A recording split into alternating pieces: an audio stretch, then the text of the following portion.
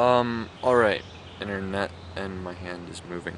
I am not so hyper now, which makes me very happy because my mind is clear and feel great, and it's a really awesome day out here. So I was saying yesterday that texting while hyper and communication while hyper period it sucks. It really does. Speaking of which, previous conversation I had yesterday while texting a friend, and I really just didn't know when to shut up because, yeah, that's what happens when you're hyper. So, apologies to you people that I texted yesterday, and probably annoyed the crap out of. Off the topic of texting, what's on my mind today is My Utmost for Its Highest, by Oswald Chambers. It's a devotional book, which is really cool, and it's getting really loud and windy out here.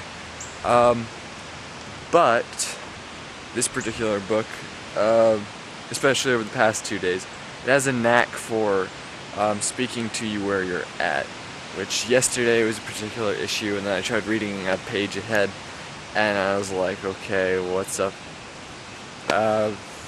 Doesn't really mean much to me today. And then I read it for today, and it even more windy. But it did speak to me for today, which in particular this morning. This morning I did not feel like really doing much of a devotion today. And not because you just didn't want to hang out with God, but I don't know. I was a little tired, I guess. Even though I'm refreshed, my mind was just like, okay. But I decided, okay, I'm just gonna read this little page from My Utmost for Its Highest, and what do you know? It's telling me. It says, at least among other things, that we need a break from spiritual things as much as we need a break from our heart beating. So that was kind of interesting. God's saying, okay, which I think that's really cool, even though I wish I hadn't been so stupid as to think that.